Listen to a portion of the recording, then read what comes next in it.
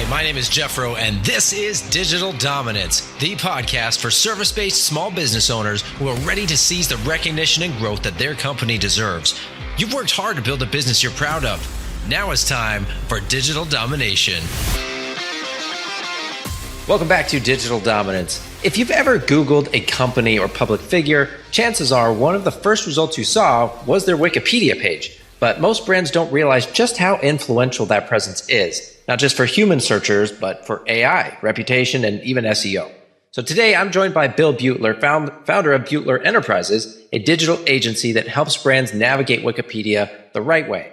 From Fortune 500 companies to notable creatives, William and his team specialize in ethically improving Wikipedia coverage, helping brands gain visibility in search and stay compliant with the platform's strict guidelines. So we're going to talk about why Wikipedia is a high leverage SEO and reputation asset, how companies unintentionally sabotage themselves on the platform, and what it really takes to build trust and visibility in today's AI-driven search landscape. So welcome to the show, Bill. Thank you very much for having me here. It is great to be here. Let me just start with one minor correction, is we are Beutler Inc. is our trade name. However, if you are to go into the state of Delaware and look us up, we are Beutler Enterprises there. So you're on point. I left it out just for brevity, so I apologize. Very wise. Well, let's start here. Why should a service business owner, even a small local firm, why should they care about Wikipedia? Well, anybody should care about Wikipedia simply because of the reach that it has, the authority that it has. It's funny how a website that started off as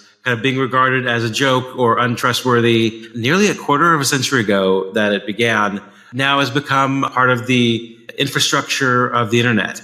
And so if you can get placement on Wikipedia, which is easier said than done, as we'll talk about, I'm sure, it can be a very powerful place to be. I think it is more of a challenge for your smaller businesses, the ones that have not got the kind of news coverage, notoriety that, a larger organization will have.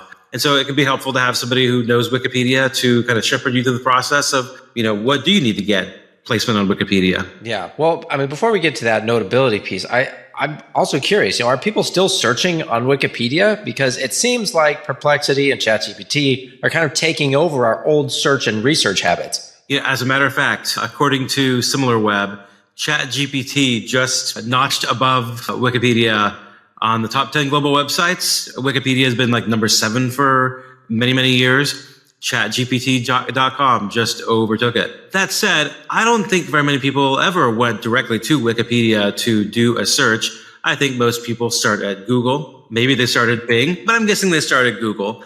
And, kind of like with Reddit, there's the common thing. If you want a real person's opinion, type it in Google, type in your thing, and then add Reddit to it.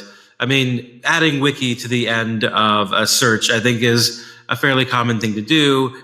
If even the fact that Google doesn't already, as you said, serve up Wikipedia near the top of most search results. There are some things like hotel reservations that have been so heavily SEO'd that Wikipedia doesn't show up. But for most companies, it'll be their main website, number one, and then Wikipedia will be number 2 if they have a page. And so I think that its relevance is actually not only undiminished by the rise of AI and LLMs, I think it's actually increased simply because as much as Google ever and continues to rely on Wikipedia to kind of clean up its search results and provide reliable information for its knowledge panels, if you ask any question of ChatGPT that requires it to go search the web for an answer, Wikipedia is almost guaranteed to be in the response. And the same is true of Perplexity as well. Gotcha. So do these new AI search tools, are they weighing different sources differently? Like Wikipedia obviously has greater authority. It's been around longer.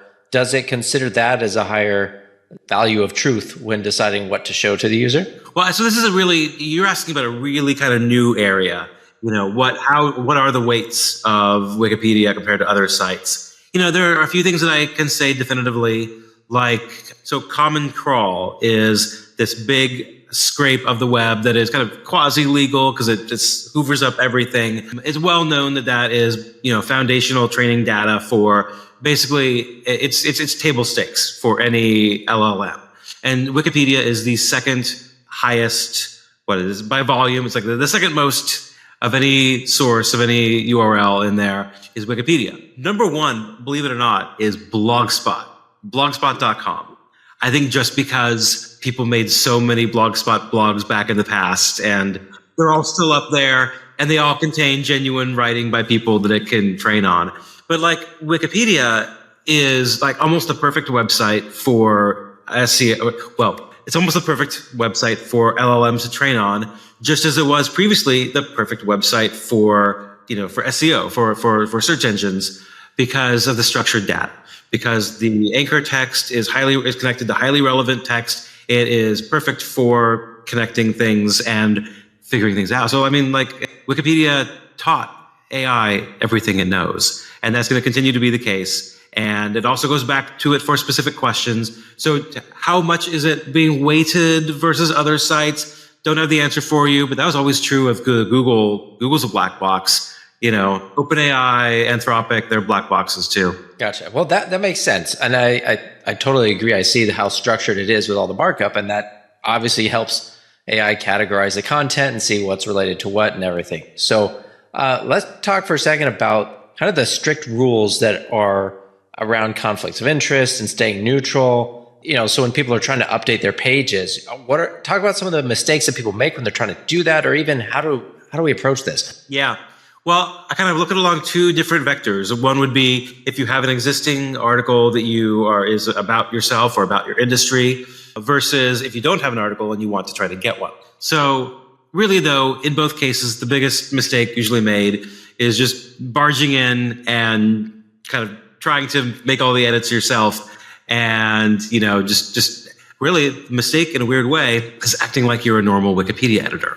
Because really, if you're anybody who is interested in Wikipedia and decides to create an account, or honestly, you don't even need an account to edit Wikipedia on most pages, you can go in, and if you have material to add that improves the subject, then you can do that, on any page you like to, except if the article is about yourself or your company or a product or your boss. Wikipedia editors are pretty good just about kind of watching patterns to detect who is making kind of self-interested edits on behalf of themselves. It's a lot more common, I think, just with editing existing articles because they're there. It's easier to edit an existing article.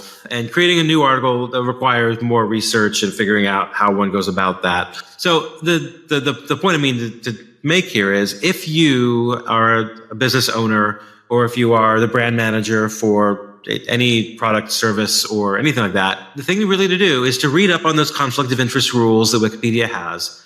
They, believe it or not, do not flatly forbid you from making direct edits to Wikipedia.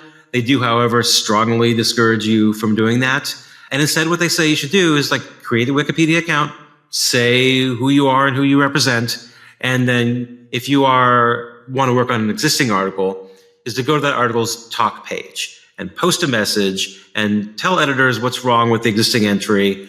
You can provide new material. It requires you to do some research and learn Wikipedia's rules, but you can post up a request, and there's a couple steps to take, but you can eventually get an editor to review it. And if you've made your point, then they may make the change for you. When it comes to creating an article, there's a specific project called Articles for Creation, where what they want is for newbies, outsiders, and people with a COI, that's the abbreviation, to basically write their articles in a draft space, a sandbox, and pop it into a queue and wait for a volunteer editor to review it. All these things are very more easily said than done just because, let's face it, they're writing an encyclopedia. The bar to contribute meaningfully to not just an encyclopedia, but one that has been around for almost a quarter century is not easy. So this is one reason why there are consultants like myself who help companies and entrepreneurs walk through that. Right. So, I mean, obviously, if I go in there and say, hey, this article about websites and digital marketing, you should add a line that says, there's agencies such as FroBro Web Technologies with a backlink. They're going to just shut that down because that's a self-interested edit, right? And it's not really helpful to the rest of the people reading that article who are trying to read about the topic. So when we talk about actual companies that have an impact, what is that step? We talk about the notability requirement. How do you get to a point where you do qualify? Do you have to invent something, or do you have to serve a certain number of people? What does that actually look like? That's a really good question. So yeah, you're onto something with Wikipedia is looking for, and the phrase they use is a claim to notability. I think you'll find that in the notability guideline if you go looking for it. And that would be the first at something, the most of something. There are any number of things that could be, what is that hook? You need a hook, I guess. That's basically the way to put it. Wikipedia editors will not just grant a page to, say, a lawyer who shows up in the newspaper a lot. That could just be routine coverage is a phrase that you'll hear from Wikipedia editors, because people have, come to understand that in order to get on Wikipedia, you need to have a critical mass of news media attention. But what actually counts as the kind of media attention that Wikipedia editors think counts is a whole thing unto itself. And so a lot of times you will get, say, a spokesperson or a C-level executive who gets quoted a lot on their areas of expertise. And they'll come to us and say, hey, I'm in media a lot, can we get an article here? But it turns out that for the most part, they're not quoted about, they're not being interviewed about their own company. They're being interviewed about the industry. So there's no actual information to use from that story or that interview to put into an article about themselves. And people get it once it's explained, but they don't immediately think that. They just think, hey, I got a lot of press. I probably qualify for an article, right? Most of the time, no. What you really, really need is for a kind of a big publication, like a mainstream, maybe a national publication, to write something about why you or your business are interesting, how you're changing the game. And, most companies don't, right? Most companies are just, you and I both run, digital marketing / PR agencies. And boy, I've been a Wikipedia editor for longer than I care to admit, but there's no Wikipedia article about me or about my business. And I don't have an expectation that there will be anytime soon, which is fine. Wikipedia articles can also be a bit of a double-edged sword because you can't control what they say.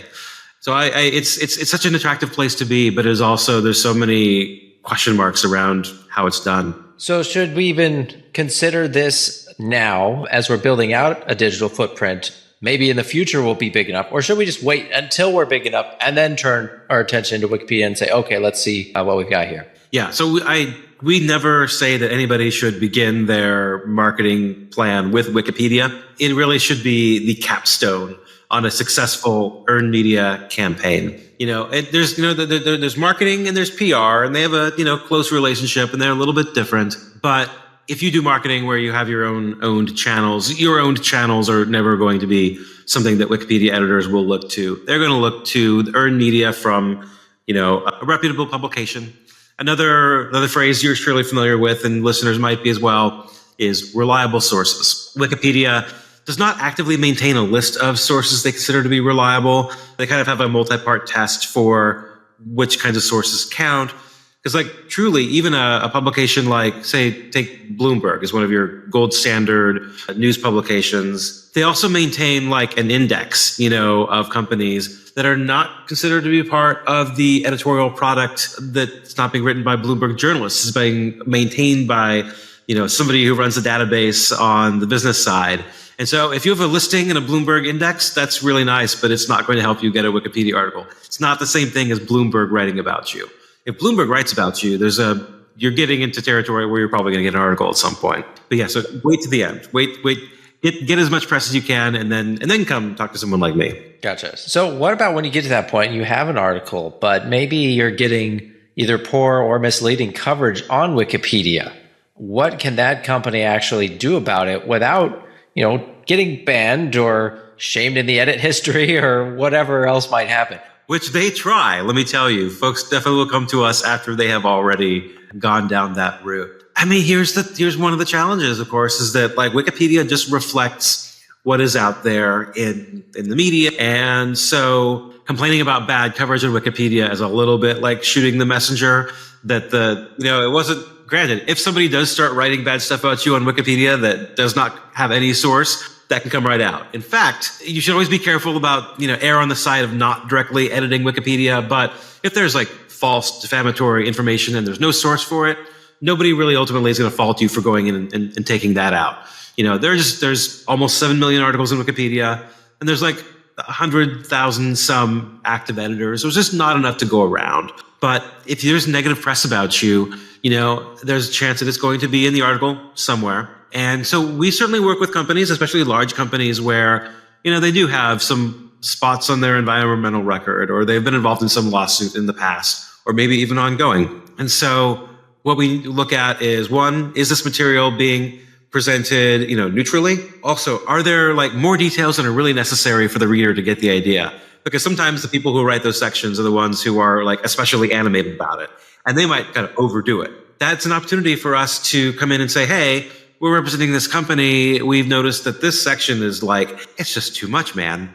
And editors who have cooler heads oftentimes will agree, yeah, we can actually pare this down. This is too much. And then the last thing that really we do is to not focus so much on the problem content itself, but what is around it. Because I think that there's one very famous retail chain that we have worked with over the years. When we first started working with them over a decade ago, their article was like 3/4 controversy about some bad policies they had in the past. And I mean, those things were all true, but they also had been mostly changed over time. And so what we did was we did a lot of research to find what else could we write about this restaurant. And I remember this is a decade ago, and one of our details we got in there was that it was Taylor Swift's favorite restaurant chain. So if you Google that around, you can figure out who I'm talking about. And so what we did was added a lot of stuff that was neutral to positive, and then the negative section went from being 3/4 of it to being like maybe 1/5 of the overall, and that felt a lot more balanced. So we're trying to bring balance to articles. Yeah, and that makes sense. So rather than trying to erase the negative history, like focus on adding what came next. Finish the story on a positive note, and then make sure that it is presented in a neutral fashion, and not just somebody trying to slander you. Exactly. Makes sense. There are people who will try to use Wikipedia as a hatchet to bludgeon their opponents, but those people are usually not serious Wikipedia editors. And if you're an outsider, and if you run a business and there's, Wikipedia has a page about you, from the outside, you can't tell really which editors are serious editors who are there to build an encyclopedia and which ones are there to push an agenda. Because the former is far more common, but the latter certainly can be a challenge, even for Wikipedia editors to deal with. Gotcha. All right. Well, let's talk for a second. How has generative AI kind of changed things in terms of reputation management and how information from Wikipedia is repurposed or quoted? I mean, that's a heck of a question, and that's one where I'm actively studying, and the question continues. The answer is evolving. Like I said at the top, like Wikipedia is one of, if not the most influential sources of data and information for AI. So anything that is on Wikipedia and it's wrong, or if it's right, I mean, potentially could be reflected in untold numbers of AI answers. And so as yet, there is not a great system for making comparisons and kind of doing like an AI reputation check. Like this is something I'm actively looking into, and I've also heard other, say, entrepreneurs and PR and marketing people come up with different phrases for, LLMO, like LLM optimization, or AIO, AI optimization, or AI reputation. This is, I think, a really interesting area to be looking at, and it is too soon for there to be any consensus around it. But I am one person who would like to help answer that question.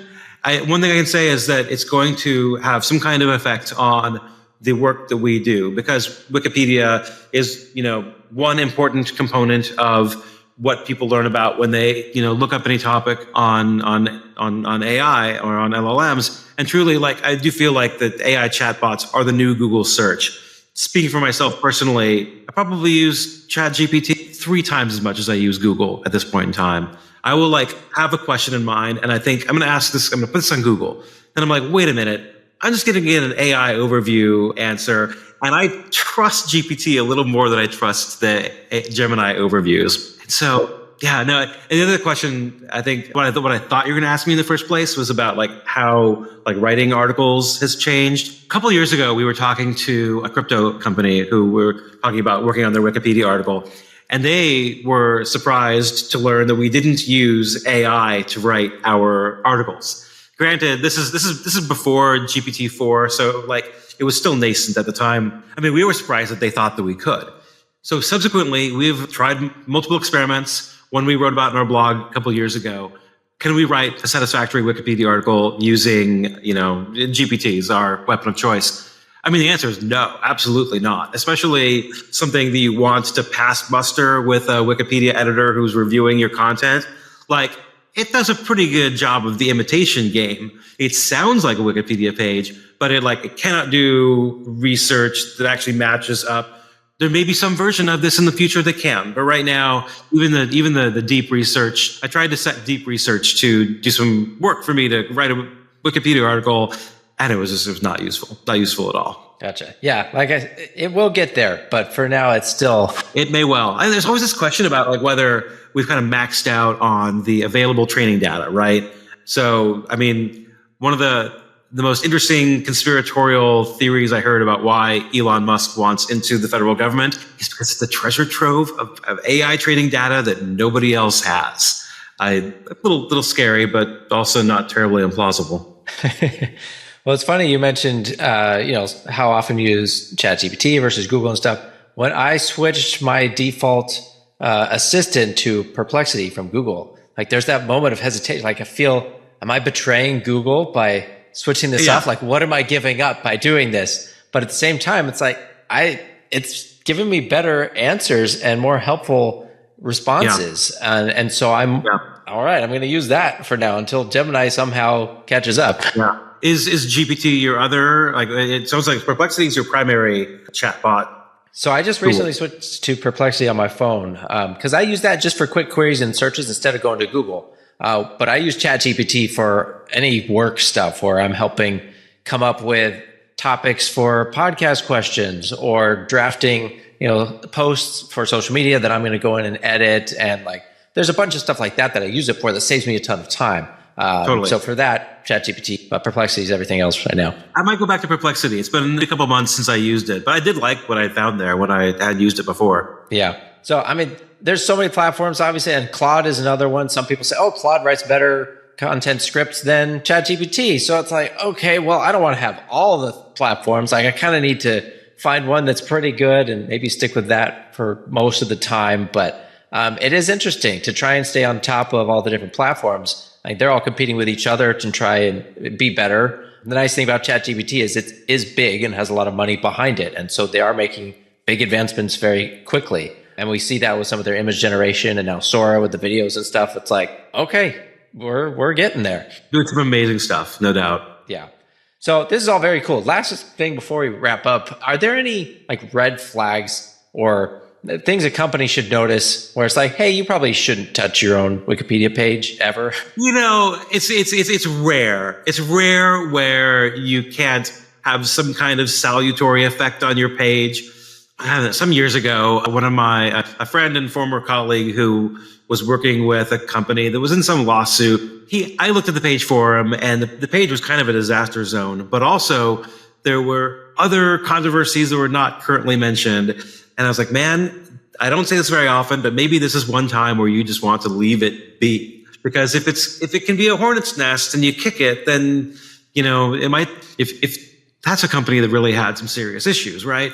For the most part, if you are a company and there is some material that's negative on Wikipedia, like I say, 9 times out of 10, or maybe even more, there's going to be something you can do to help bring additional context, ameliorate it in some way or another. Rarely should you just completely leave it alone to the volunteers, because as much as I respect Wikipedia editors, many of them are my friends. When it comes to writing about a company, they won't have all the context. Almost any page can benefit from having someone at the company representing the company, in an open manner, even just sitting on the talk page being like, actually, here's a thing you're missing, or here's another thing. It is better to be aware and better to be proactive and be respectful than to just let it go. That makes a lot of sense. Well, thank you, Bill, for being on the show today. Wikipedia is one of those platforms that kind of quietly shapes how people and now AI perceive our businesses, but it's often overlooked. So I'm glad we had the chance to pull back the curtain a little bit, explore how it really works, and get some ideas here. For those of you guys listening, you can find links to connect with Bill and learn more about his work in the show notes. Let's close with one final question, Bill. So for a business that wants to build a long-term online reputation strategy, how should they think about Wikipedia's role in that bigger picture? Yeah, that's a really good question. And I think the answer is that the first part is it has to be in there, right? It is a reputation platform that everybody is looking at, even if they don't want to say that they're getting their information from there. They definitely are. I would think in terms of building a PR strategy. If you're looking for earned media, think about what information on your Wikipedia page is missing that you would like to get added there. That is something that you should focus on trying to get someone to write about. And if there is something on the page that is wrong, even if it's like cited to a source, but you know that it's wrong, see if you can get journalists to write a news story that updates it correctly. A increasingly common example of this is when an individual maybe got divorced a few years ago, but that never got coverage. I have a client I'm working with where a client was divorced a few years ago, never got coverage, and we're having the darndest time trying to get Wikipedia to recognize this fact. We have the record of it, but it hasn't been in the media. And so the big picture reputation question is, think about how you might like to see coverage you are seeking on Wikipedia, or maybe you wouldn't. I don't know. That's a whole fascinating, multifaceted question. I don't know if I answered it well, but it's one that's worth thinking about. It's kind of like looking at Wikipedia and using that as kind of a glimpse into the future and building on that. Like, okay, what future do I want to create? Go talk about that, go get coverage and build that so that it eventually gets absorbed back into Wikipedia and comes full circle. That's well said. Awesome. Well, thanks again for being here, Will. And thanks to all of you guys for tuning in. If you found this episode helpful, would you do me a favor? Leave a quick review on Apple Podcasts or Spotify. It really helps more service business owners discover the show and level up their digital presence. So that's it for today. Take care, and we'll see you in the next episode. Thanks for tuning in to the Digital Dominance Podcast. This show is brought to you by FroBro.com. If you are a B2B service provider and you're ready to transform your website into a high-converting, lead-generating sales tool, go to FroBro.com/revive to learn more.